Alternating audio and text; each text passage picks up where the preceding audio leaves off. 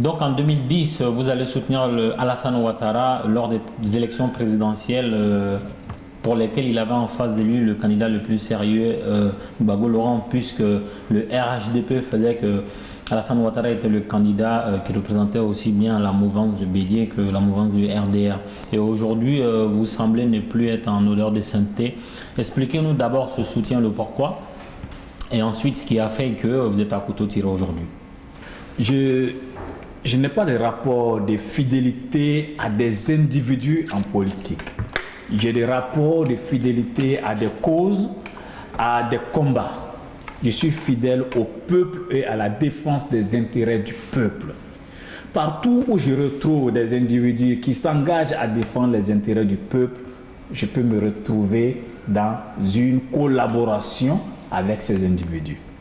Ouattara s'est engagé à se battre pour l'unité de la nation à travers un programme qu'il appelle Vivre ensemble.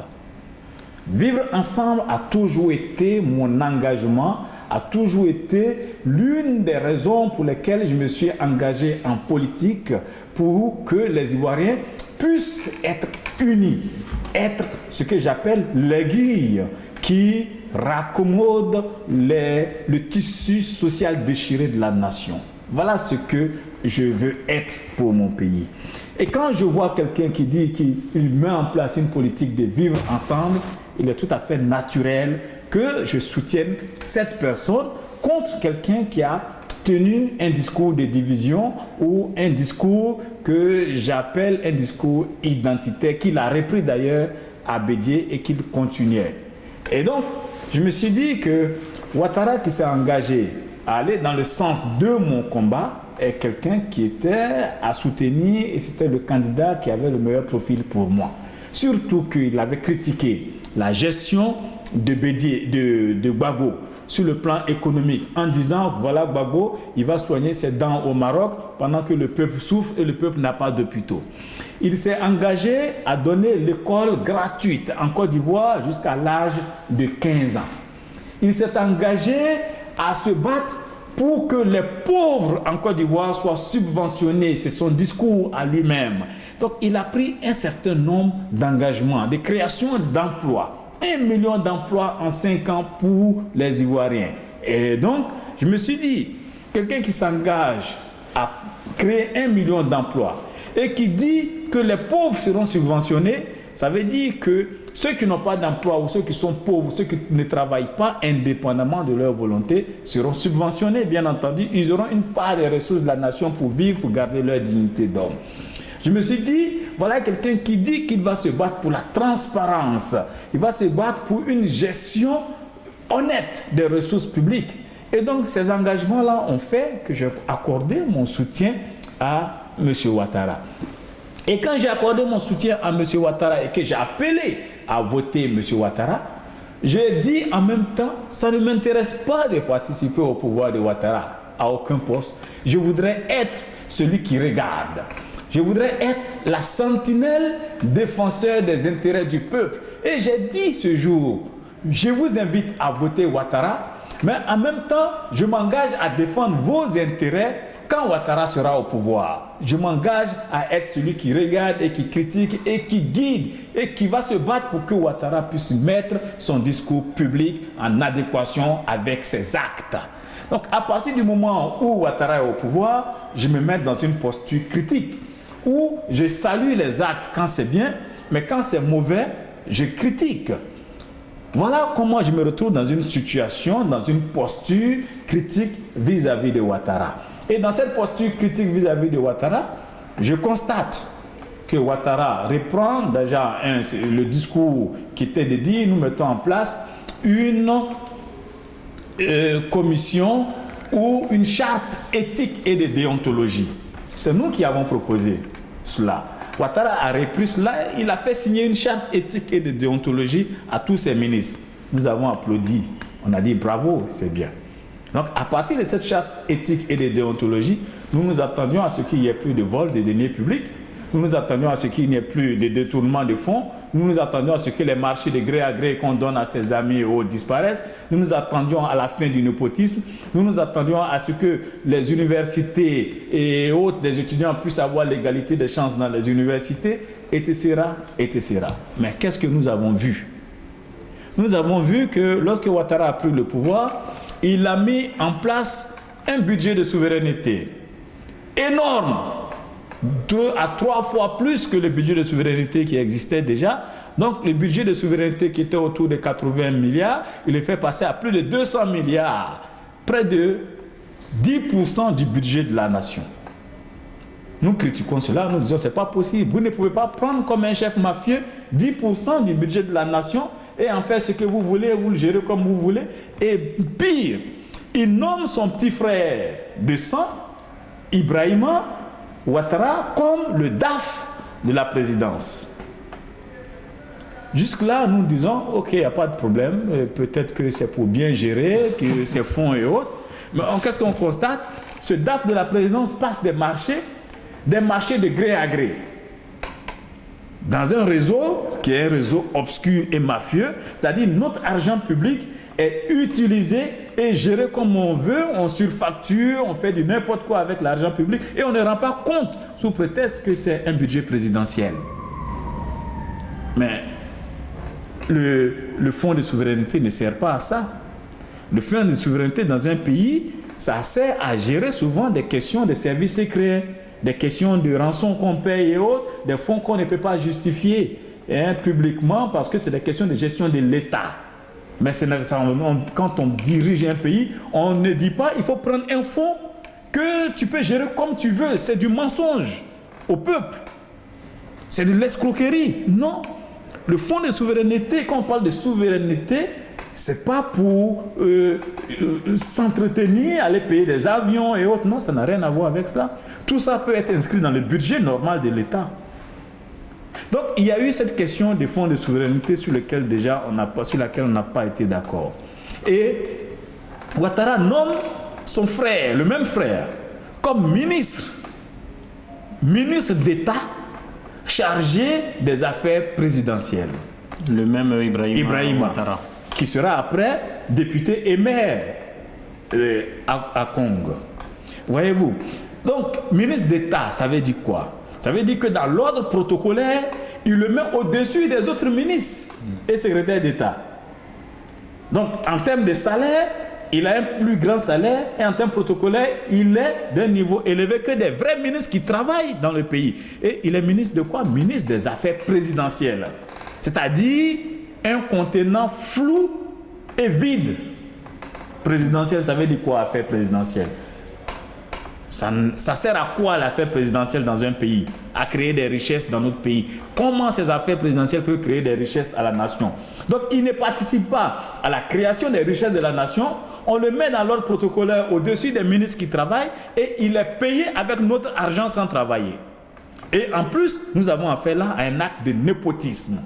Népotisme que Ouattara lui-même avait combattu dans son discours de campagne en disant « Je suis choqué que sous l'ère d'Houphouët-Boigny, le pays d'Houphouët-Boigny soit le pays où les relations priment sur la compétence. » Mais quand vous nommez votre frère comme ministre d'État chargé des affaires présidentielles, et ce frère, vous le nommez comme DAF, est-ce que c'est le meilleur des comptables du pays? Est-ce que c'est un expert comptable même? Pour dire qu'il allait mieux gérer les fonds de la présidence, c'est du népotisme. Voyez-vous? Et qu'est-ce qu'on constate? On constate que Ouattara, il a sa fille qui s'appelle Fanta Catherine Ouattara, qui est mariée à un Suisse, qui était couché tranquillement en Suisse pendant que nous bataillons pour le changement en Côte d'Ivoire. Dès qu'il prend le pouvoir, il y a une société qui gérait déjà le port, les dédouanements du port. Il arrache le marché à cette société qui n'avait même pas fini son mandat et il donne le marché du port à la société de son gendre. Donc, il fait un cadeau à sa fille par l'intermédiaire, par le biais de son gendre. Et cette société s'appelle Webfontaine. Voyez-vous, nous avons affaire à du népotisme grave où on confond les biens de l'État avec des cadeaux qu'on peut faire à ses enfants. Nous disons, mais c'est grave. Et qu'est-ce que nous constatons?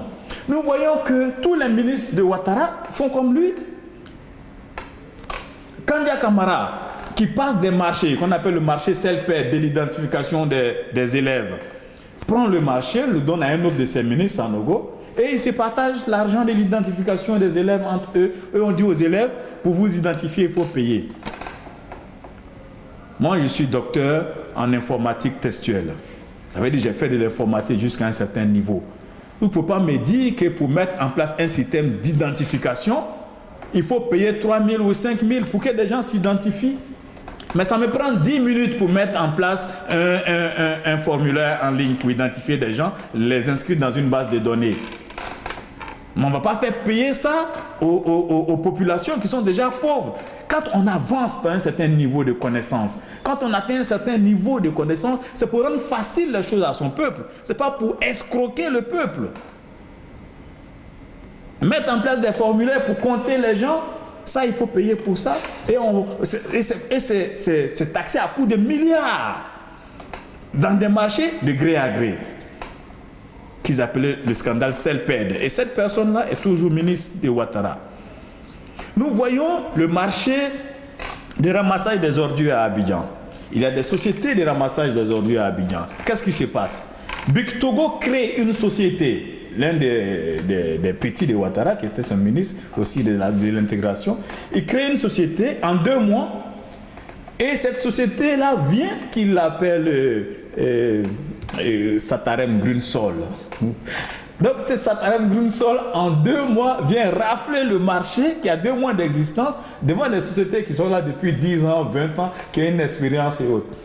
Voyez-vous, le marché est dénoncé par les autres soumissionnaires et Satarem Grunsol et Big Togo et Anne Oloto, qui est le ministre qui était en exercice. Bon, écoutez, c'est comme si de rien n'était, il n'y a pas de sanctions et autres. On arrache simplement le marché à Big Togo et l'affaire reste comme ça. Le même cas au niveau de l'université, les travaux de réhabilitation. On passe le marché de gré à gré, le marché de réhabilitation des universités, à Sidi Kanyasi. Sidi Kanyasi, le même Sidi Kanyasi auquel on donne le marché de réhabilitation des prisons.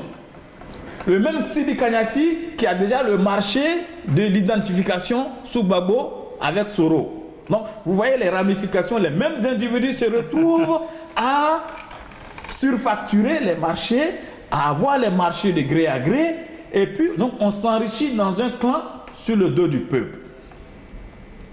Et le marché de l'université, Ouattara lui-même prend un décret pour dire, ben, écoutez, il y a eu des surfacturations.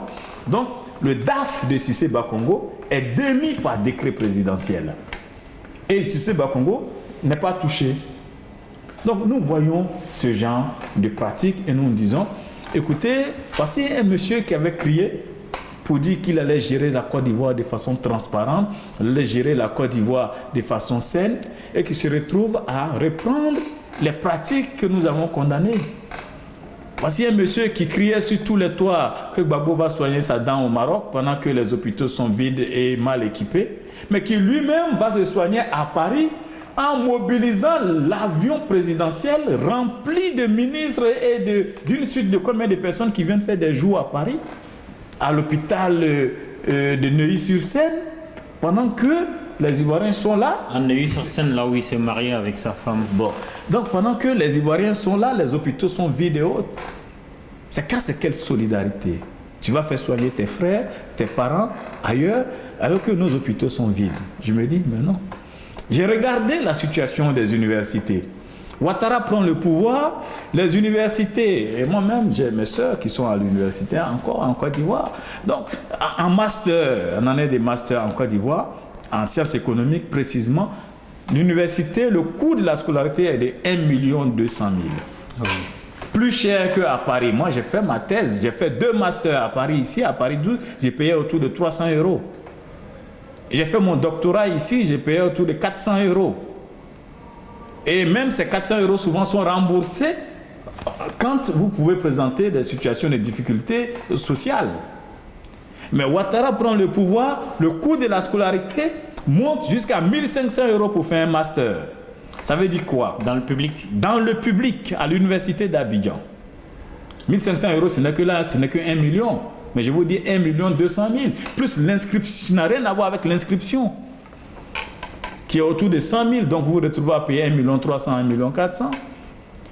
Et la scolarité qui était de 6 000 francs CFA, 6 € pour les autres cycles, monte à 100 000, monte à 150 000 dans certaines formations.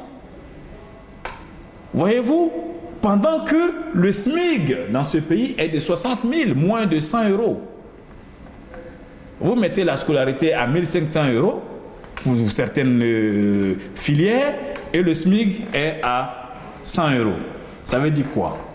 Ça veut dire qu'il y a des fils du pays qui ne pourront pas avoir accès à ce type de formation de pointe, de master et autres.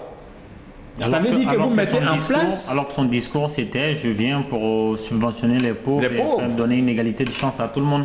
Donc, vous cassez la chaîne de l'égalité des chances. Vous faites en sorte que ceux qui sont riches, les voleurs des deniers publics, ceux qui s'enrichissent sur le dos du peuple et autres, ceux qui peuvent payer 1 million ou aller s'offrir des vacances, eux peuvent scolariser leurs enfants dans ces cycles. Par contre, celui qui est au SMIG à 60 000 ou qui est un simple policier ou un fonctionnaire normal qui a 100 000, 200 000 et autres, ne pourra jamais scolariser son enfant dans une cycle. Donc, vous mettez en place un système de conservation de la hiérarchie sociale. Donc, les riches vont avoir accès aux diplômes des riches, les grands diplômes. C'est eux qui pourront faire la magistrature, c'est eux qui pourront faire commissaire, c'est eux qui pourront faire le diplôme Bac plus 4, Bac plus 5. Et les pauvres feront le diplôme Bac plus 2, les concours Bac plus 2 aussi. Et les plus pauvres seront en bas de l'échelle. Donc, vous mettez en place un système d'hiérarchie sociale par les discriminations que vous mettez à l'école. Et il n'y a pas derrière ça de système de subvention des pauvres. Il n'y a pas de mesures d'accompagnement pour les pauvres, pour dire on va leur donner des bourses ou on va leur donner des aides pour qu'ils puissent parce qu'ils sont tel. Et qu'est-ce que nous regardons? Qu'est-ce que nous voyons? Nous voyons un pays qui est géré de manière archaïque. Un pays qui est géré de manière archaïque où Ouattara, parce que dans un pays normal qui est géré, souvent on me dit que je suis un peu hautain et souvent même arrogant quand je parle de ces choses-là. Mais souvent je dis, quand vous avez affaire à des gens qui ont de l'intelligence, qui ont un peu dans la cervelle, voyez-vous, et je le dis comme ça avec des mots crus, quand vous mettez en place un système de développement, vous dites, nous allons créer des emplois, nous allons faire de l'investissement, nous allons payer les salaires. Vous mettez en place un système de développement, parce que le développement, c'est ça. Le développement, c'est de dire, écoutez, il y a des gens qui travaillent ou il y a des gens qui doivent travailler. On paye ceux qui doivent travailler. Ça, c'est le fonctionnement. Il y a que aussi, il faut créer des emplois, il faut mettre en place des usines, il faut mettre en place des routes, l'aménagement du territoire, et ainsi de suite. Les voies de communication, la télécommunication et tout ça, ça c'est l'investissement. Donc on fait de l'investissement pour la création d'emplois, pour les écoles, pour la santé et ainsi de suite. Ça c'est le budget d'investissement qui va avec. Donc il y a le budget de fonctionnement qui paye les salaires, qui paye aussi les dettes. Comprends? Et à côté de ça, quand vous mettez en place ce système, vous savez que vous ne pourrez pas offrir de l'emploi à tout le monde. Ça, c'est par anticipation, vous pouvez le savoir, soit parce qu'il y a une crise de l'emploi, ce n'est pas vous qui gérez les carnets de commandes au niveau mondial, ou les besoins, ce n'est pas vous qui gérez la concurrence des autres pays, et donc, vous savez qu'il y aura des problèmes d'emploi pour certains. Si vous êtes intelligent, vous savez que vous-même vous tombez malade de temps en temps et qu'un de vos enfants ou vous-même pouvez être handicapé. Donc, il y a des citoyens dans votre pays qui sont handicapés ou qui sont malades. Ça, on n'a pas besoin de faire HEC, Harvard ou l'université à Pennsylvanie pour le savoir. Donc, quand vous mettez en place un plan de développement, il faut qu'une partie de votre budget soit prévue pour faire face à ces questions au niveau social. Ce qu'on appelle les risques sociaux, les risques de perte d'emploi, les questions liées à la santé, les questions liées au handicap et autres. Donc l'homme intelligent, qui met en place un système, donc qui résout un problème, résout une équation, doit savoir que les variables qui entrent en ligne de compte dans son équation sont celles-ci, et donc il apporte une solution à chaque pendant de son équation. Donc l'investissement, le fonctionnement et le social.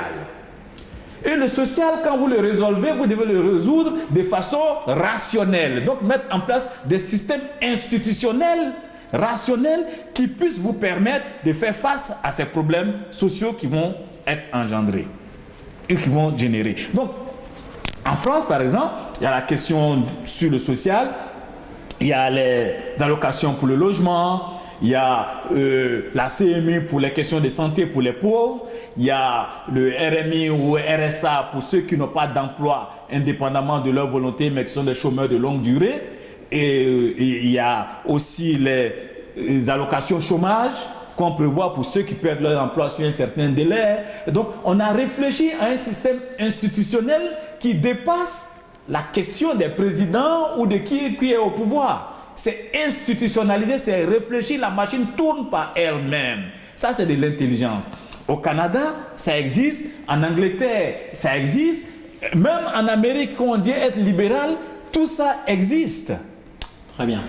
Voyez-vous. Donc, pour terminer, pour dire que nous avons, dans le cadre de la Côte d'Ivoire, affaire à des gens qui mettent en place un système où rien n'est prévu pour faire face à des situations où des gens perdent leur emploi ou à des situations où des gens ne travaillent pas indépendamment de leur volonté. Donc, il n'y a pas de social. Le seul social qui existe, c'est quand vous êtes en prison. Quand vous êtes en prison, vous avez droit à ce qu'on appelle le brinzin pénal. C'est une nourriture bizarre qu'on mange. C'est le seul endroit en Côte d'Ivoire où vous pouvez manger par l'aide de l'État. Et donc, pour le reste, qu'est-ce qui se passe? Pour le reste, on a un président de la République qui prend une partie du budget de la nation, qui attend tranquillement, quand il fait cette tournée que lui, il appelle pompeusement visite d'État, il arrive dans une région avec ses sacs de riz qui sont souvent surfacturés par son petit frère, et puis bon, je ne sais pas si ce sont ses soeurs ou ses cousines qui deviennent vendeurs de riz, ou ses amis. Donc, tel vend le riz, on paye le riz qu'on devait payer à, on va dire 100 000 francs, on peut le fixer à 200 000. Donc on prend votre argent, on vous achète du riz, des vélos, des motos et autres. Et on se promène avec des tonnes de riz, on vient, on distribue ici. Ah, le président est gentil, on donne un peu une moto ici, on donne là. C'est-à-dire, on joue au généreux avec votre argent. J'appelle cela de l'escroquerie politique. Se faire passer pour généreux avec l'argent public, au lieu de mettre en place un système social rationnel et institutionnel qui passe par l'identification préalable des pauvres, qui passe par le fait qu'il y ait des assistants sociaux qui vont identifier qui a droit ou qui n'a pas droit, et qu'on se promène avec des sacs de riz, des sacs de sucre, des sacs, des conteneurs de machines à coudre et autres, pour aller distribuer, pour se faire passer pour généreux et en tirer un bénéfice politique. Moi, j'appelle ça du trafic de générosité. J'appelle ça de la malhonnêteté intellectuelle. Ce ne sont pas des dons, c'est de l'escroquerie. Voilà ce que j'ai dit. Et donc, le système Ouattara, aujourd'hui, c'est cela. C'est la gestion paternaliste de notre pays. C'est la gestion, en France, les jeunes appellent ça pigeonner. On vous pigeonne. C'est-à-dire, on vous maintient dans la faim pendant longtemps et on passe derrière pour vous donner des miettes. Moi, quand quelqu'un vole ma montre et il utilise ma montre pour me donner l'heure, moi, je ne lui dis pas merci, j'ai dit voleur. J'attends que tu me remettes ma montre. Très bien. Voilà la situation en Côte d'Ivoire. Donc là, vous venez d'analyser le pouvoir Ouattara depuis son démarrage. Et je vous rappelle que la semaine dernière ou même cette semaine, Alassane Ouattara a fait un déplacement dans le fief du président Bédié à Daoukro, où il a été reçu en pompe, où ils ont trouvé un accord en vue des élections prochaines, donc sur le même système qui a prévalu lors des dernières élections, c'est le RHDP, où Alassane Ouattara serait le candidat unique avec l'appui de Bédié, où Bédié a donné des consignes fermes aux militants du PDCI RDA pour soutenir la candidature unique de Alassane Ouattara. Vu ces circonstances, si on se met dans votre optique, on peut craindre que Alassane Ouattara se fasse réélire pour un deuxième mandat. Alors, comment vous voyez les choses? J'estime qu'on n'a pas rompu avec les archaïsmes du passé. Moi, je suis quelqu'un qui voit grand pour mon pays. Je suis quelqu'un qui voit le développement de ma nation. Je ne suis pas quelqu'un qui voit mon pays comme étant un espace où on met en place une mafia qui se passe des marchés, qui utilise le prétexte de quelques travaux pour enrichir un clan et on fait croire que c'est cela le développement. C'est ça la réalité aujourd'hui du système Ouattara. On utilise des prétextes. Les travaux sont des prétextes, quelques grands travaux, pour enrichir des personnes dans un système de passation des marchés dans un espace familial ou clanique.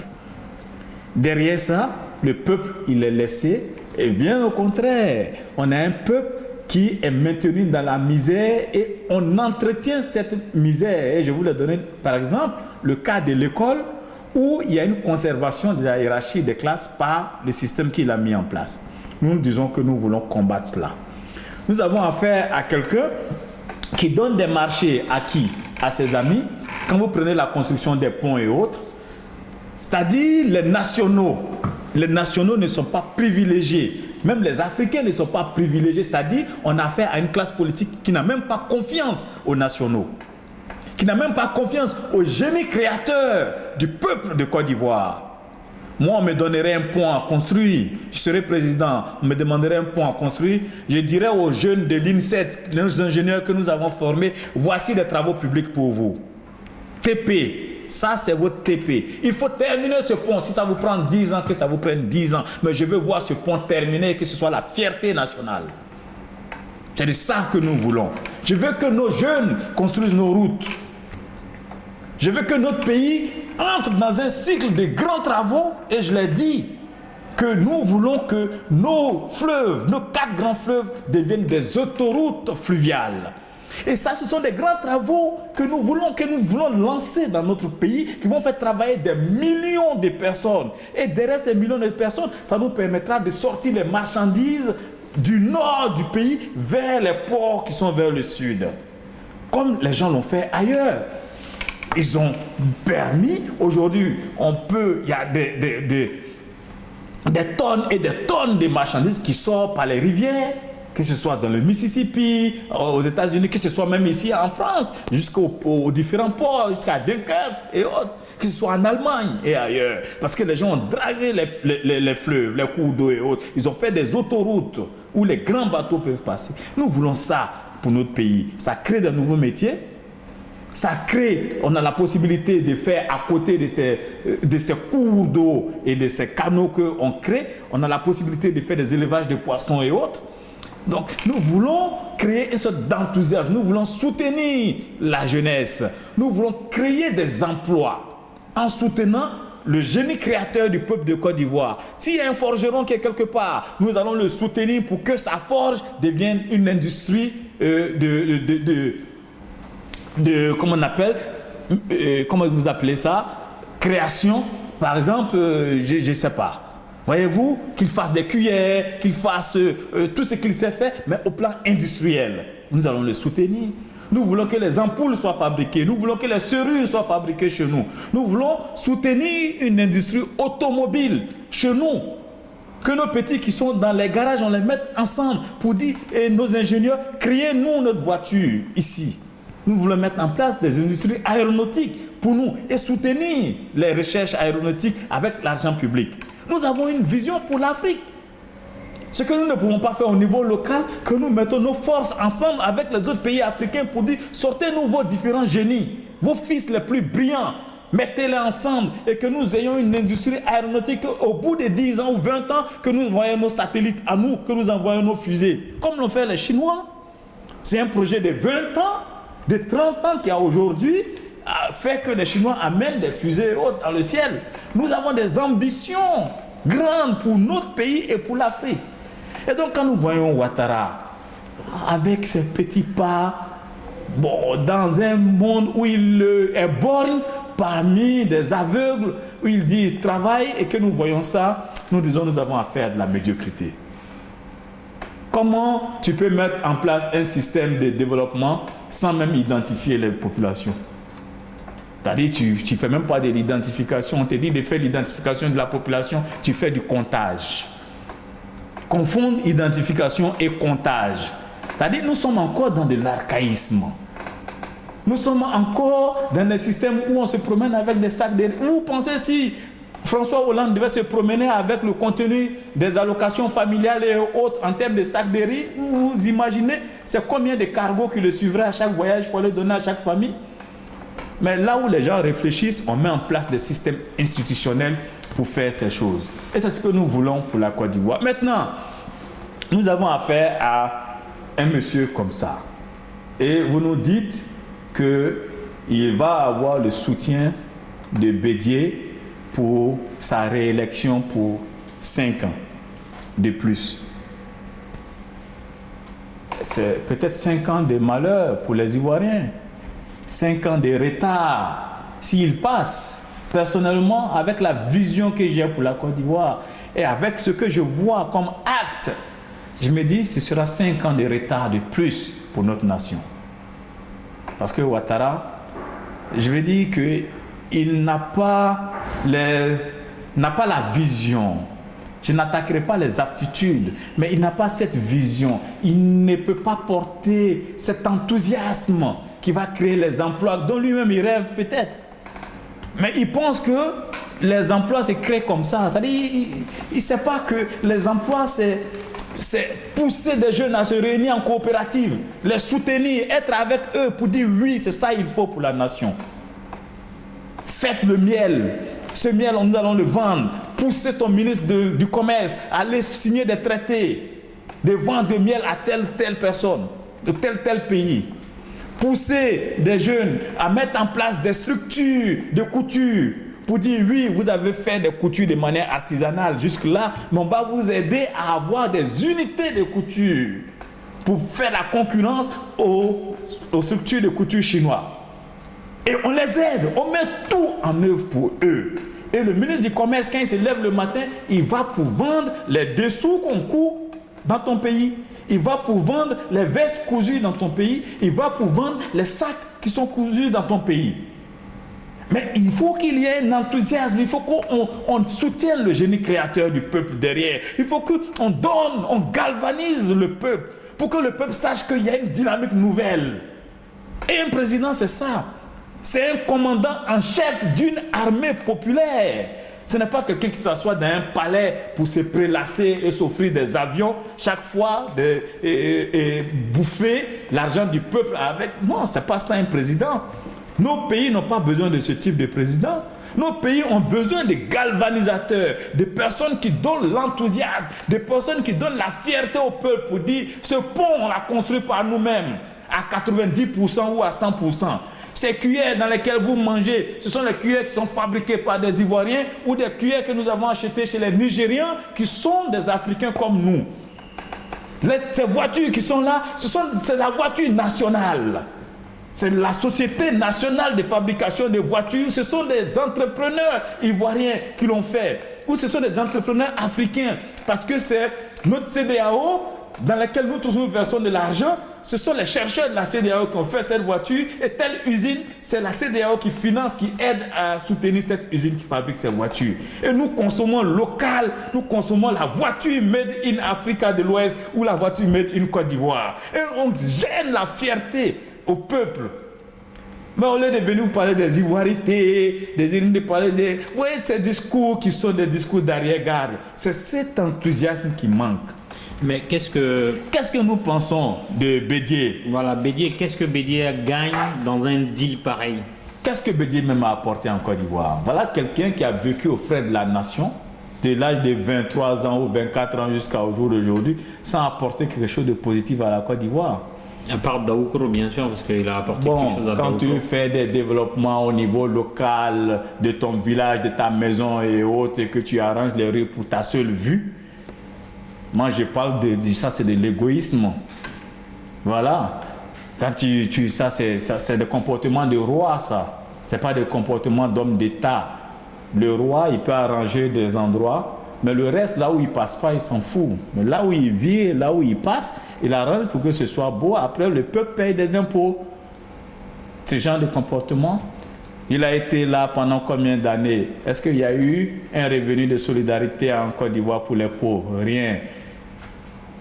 Mais qu'est-ce qu'il a gagné? Parce qu'il faut rappeler qu'est-ce qu'il gagne? Ce qu'il gagne, c'est qu'il utilise le PDCI, qui est son parti, comme un instrument de marchandage pour maintenir son confort de vie personnelle et nourrir sa bourgeoise avec laquelle il est.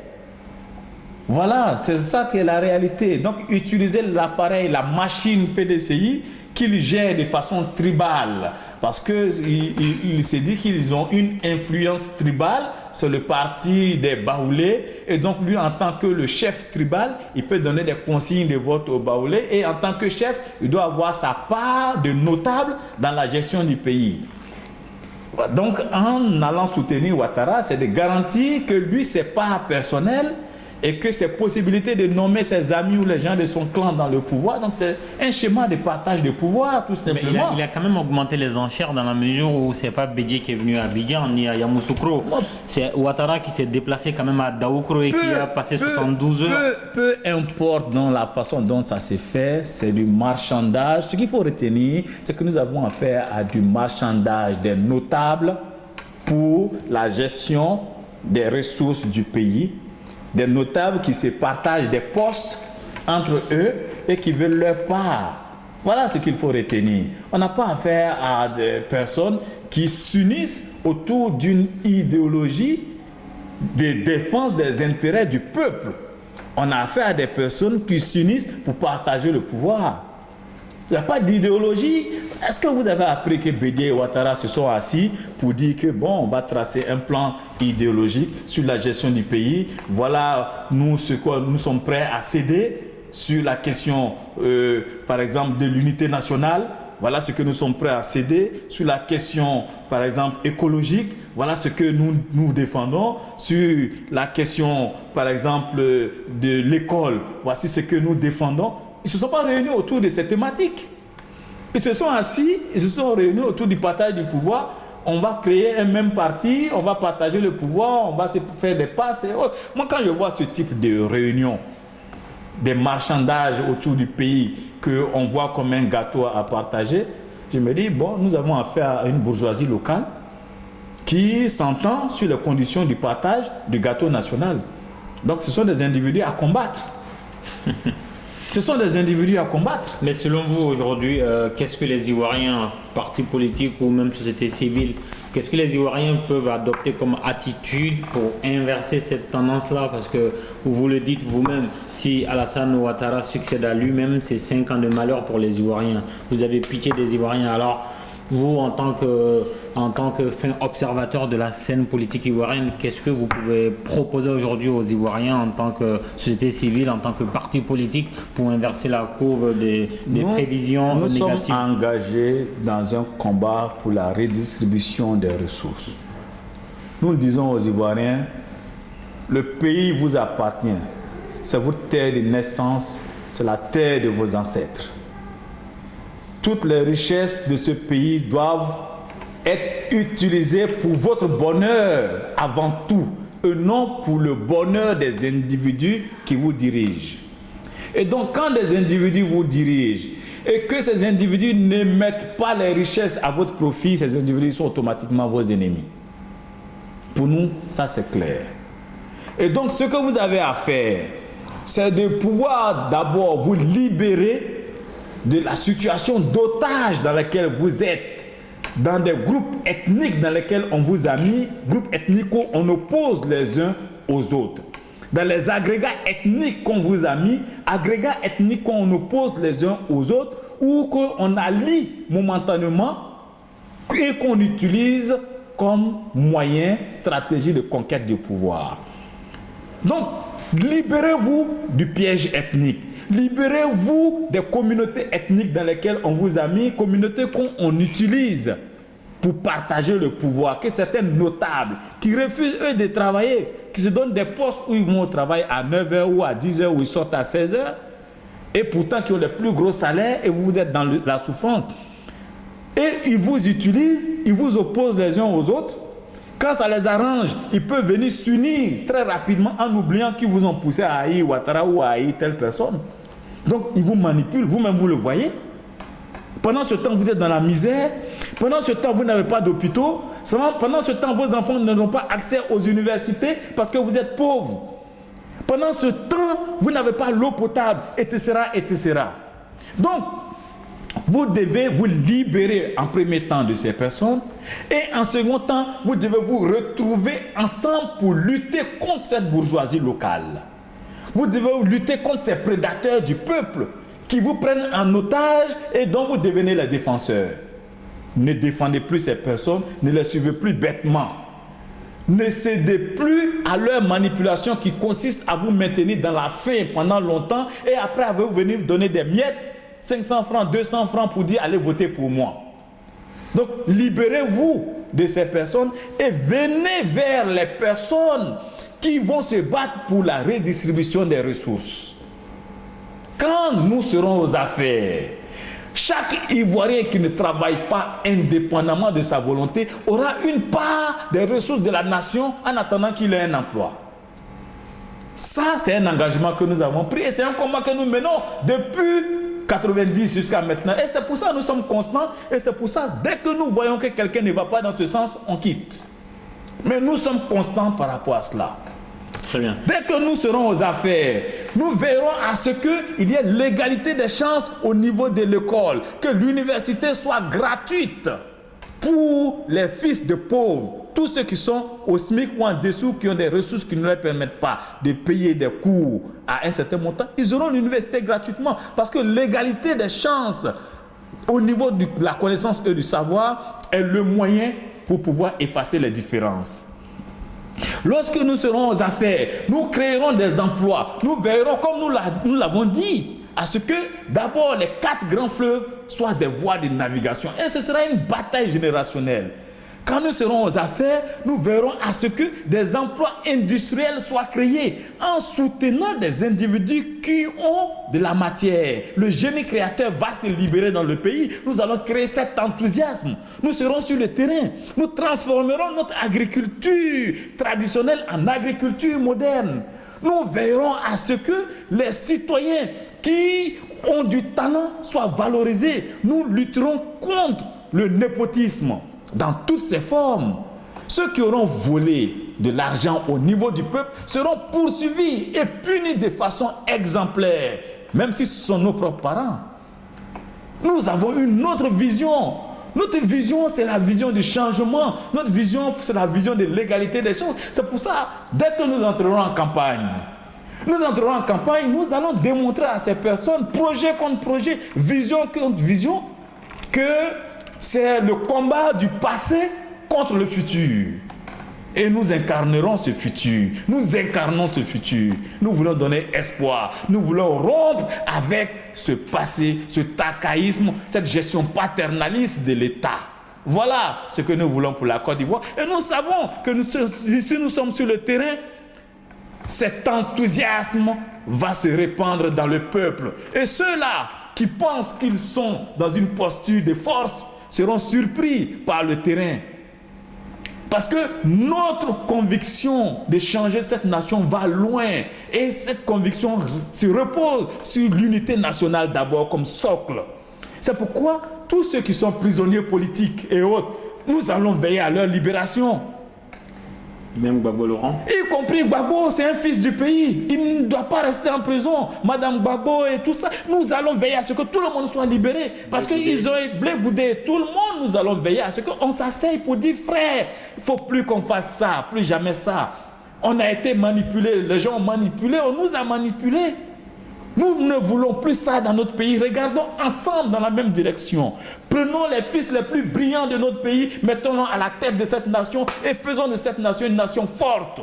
Ce que vous êtes en train de dire, il y a peut-être 40 ans, 60 ans en arrière, ni vous ni moi n'étaient nés puisque vous êtes jeunes.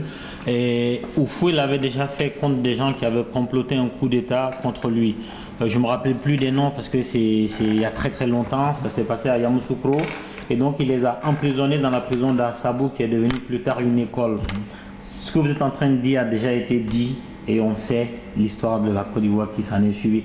Quels sont les gages que vous avez aujourd'hui pour croire en ce que vous êtes en train de dire on va libérer tout le monde et s'asseoir et regarder devant? Oufoué l'a fait, ça n'a pas marché. Doumbia Major veut le faire, quel gage Doumbia Major a pour que ça marche? Moi, je crois en l'avenir. Je crois au génie créateur de mon peuple. Je crois en chaque fils de ce peuple. Je crois que nous pouvons moraliser cette nation. Je crois que nous pouvons donner une éthique à cette nation. Et je sais que nos enfants, nos petits frères, nos compagnons sont des gens brillants. J'ai fait les écoles, j'ai fait les universités avec mes frères et je sais que nous avons des ressources. Je sais que si on met à côté nos conflits, je sais que nous pouvons aller très loin. Et ça, c'est valable pour beaucoup de pays africains. Moi, je dis que je m'engage à aller dans le sens de l'unité nationale. Dans le cadre de la troisième voie où je suis avec Mamadou Koulibaly, vous pensez que Mamadou Koulibaly qui était au FPI, vous pensez que si j'étais quelqu'un qui avait des ressentis négatifs ou de la rancœur, je ne m'assierais jamais avec Mamadou Koulibaly dans une alliance. Aujourd'hui, nous sommes dans une alliance. Donc, Martial Aipo. Votre parti et le FPI sont dans une alliance. Mon parti et le parti leader de Mamadou Koulibaly sont en alliance. Donc le FPI. Pas le FPI pour l'instant. Mamadou Koulibaly est sorti du FPI. Il a créé un parti, mais nous sommes en alliance. Mais c'est une transfuge du FPI. D'accord. Monsieur Aipo Martial, qui était l'un des éléments de Guy Robert, qui était avec Guy Robert pendant la transition, qui a assisté pendant qu'on me torturait. On me traînait dans les caniveaux, on mettait les fourmis maniant sur mon corps. Il était avec Guy Robert. Aujourd'hui, il est dans cette alliance avec moi. On s'assoit, on discute en frères et nous regardons l'intérêt de la nation. Vous pensez que si j'avais de la rancœur, je m'assierais avec ce type de personnes? L'intérêt supérieur de la nation vient pour moi avant tout ce que je peux subir comme humiliation ou comme douleur. Pour parler de votre parti, vous avez une adresse, que ce soit sur les réseaux sociaux, site web à communiquer à nos spectateurs? Le CPR et le site c'est cprci.info. Ceci pour vous dire que... On va terminer d'abord avec les adresses des sites. Donc vous avez une page Facebook? Notre page Facebook, bien entendu, j'utilise ma page personnelle Doumbia Major. D'accord. Donc c'est Dr Doumbia. Donc il suffit de taper ça sur internet, vous verrez. Mais malheureusement, je ne peux plus avoir d'amis. J'ai dépassé les 5000 amis que Facebook permet. Il fallait créer une page bon, à l'origine. On va veiller. On a une autre page qui est le changement, c'est maintenant. D'accord. Il faut chercher le changement, c'est maintenant. Vous ne l'avez pas copié ça sur François Hollande par hasard? Non, ce n'est pas sur François Hollande. Avant même que François Hollande ne soit candidat, le CPR existait. Le cycle du CPR, c'était le changement. Le changement positif. Donc il faut demander un droit d'auteur parce qu'il y a eu plagiat là. On ne va pas parler de plagiat. En plus, ça leur a réussi. On ne va pas parler de plagiat. Est-ce que vous êtes sur Twitter? Moi, personnellement, je suis sur Twitter. Le parti, celle qui gère la communication, il s'en occupe. Je suis personnellement sur Twitter. Et vous pouvez donner aussi l'adresse de votre compte Twitter? Non, mais il faut chercher Doumbia Major, je crois. D'accord. Doumbia. Sur Twitter, je ne suis pas trop Twitter, je suis plutôt Facebook. Il faut que je parte vraiment sur Twitter. Les réseaux sociaux, on a un site, c'est ça, cprci.info. D'accord. Voilà, je ne suis pas trop réseaux sociaux parce que, bon, par ailleurs, je suis un peu programmeur. Donc, je suis plutôt développeur web et tout. Ça me dérange un peu d'aller sur des plateformes développées par les autres. Voyez-vous, bon, voilà un peu. Et autres. Mais sinon, je suis présent quand même sur la toile. Je suis présent sur la toile. Ceux qui veulent nous rejoindre, ceux qui veulent rejoindre le CPR peuvent nous rejoindre. Mais ça veut dire que notre vision, ce n'est pas une vision... Justement, j'allais vous proposer en moins d'une minute, parce que l'interview tire à sa fin, de lancer un message aussi bien aux Ivoiriens, aux Africains, à vos sympathisants, à ceux qui ne vous connaissent pas, un message pour qu'ils vous rejoignent dans votre combat pour la Côte d'Ivoire. Ça veut dire aux Africains, déjà que notre combat, c'est un combat pour l'Afrique. L'Afrique nouvelle, l'Afrique à laquelle nous rêvons. Quand je suis arrivé à Paris, une des premières des choses, c'est de m'unir avec les étudiants africains qui étaient là pour créer ce que nous avons appelé le mouvement international pour la renaissance d'une Afrique unie, le MIRO. Aujourd'hui, beaucoup de nos camarades sont au Sénégal, d'autres sont au Mali, il y a le MIRO Mali, il y a d'autres sont au Tchad et autres. Nous avons mis en place ces structures qui pour dire que les Africains doivent fédérer leurs forces, doivent mutualiser leurs forces. Donc pour nous, déjà, on a une idée très positive de l'unité de l'Afrique. Dans mon ouvrage qui est sur le marché, le Manifeste pour l'Afrique, que vous pouvez retrouver chez l'Harmattan, vous pouvez voir les idées que je développe sur cette question. Donc je suis d'abord quelqu'un qui a compris que c'est ensemble que nous pourrons aller de l'avant. Même si au niveau local, au niveau de la Côte d'Ivoire, nous nous disons que nous avons des potentialités, nous avons des richesses, nous avons des possibilités. Il faut exploiter toutes ces possibilités pour le bien et pour le bonheur de notre peuple. Nous nous engageons à dire qu'il ne faut pas désespérer. Il ne faut pas être porté par le fatalisme. Nous croyons en ce peuple. Nous croyons au génie créateur de notre peuple. Nous avons confiance aux nationaux. Quand nous serons aux affaires, ce ne sera pas comme Ouattara qui donne prioritairement des marchés à Bolloré ou à Bouygues parce qu'il n'a pas confiance aux nationaux. Nous allons essayer, nos nationaux, vérifier ce qu'ils savent faire, tester leur génie créateur. Nous serons avec ce peuple. Nous nous battrons pour l'unité de la nation en Côte d'Ivoire et nous ferons en sorte que la Côte d'Ivoire puisse être une nation qui puisse rayonner dans le concert des nations. Nous y croyons, nous voulons que les Ivoiriens croient avec nous et nous voulons que le peuple africain croit avec nous qu'il y a des fils et des filles qui croient en ce que l'Africain a des capacités et qu'il doit exploiter. Je voudrais vous remercier et la lutte continue. Merci de nous avoir suivis, chers spectateurs de RP Média. Je tiens à remercier particulièrement mon invité du jour, Doumbia Major, qui nous a édifié de son parcours qui est très difficile en l'écoutant. Il a vécu des choses, mais bon, apparemment, il a pardonné à ses tortionnaires. On remercie aussi le caméraman du jour, dont c'est la première fois d'ailleurs, mais j'estime qu'il a fait un très bon boulot. Donc Moussa Badié Doumbia, qui est par ailleurs chroniqueur sur l'émission Les Blabla Sensés. Nous remercions l'association Mika 94 à travers M. Mamadou Sarambounou, qui tous les week-ends nous permet à travers son local de tourner nos émissions. Et je vous dis à bientôt. Merci.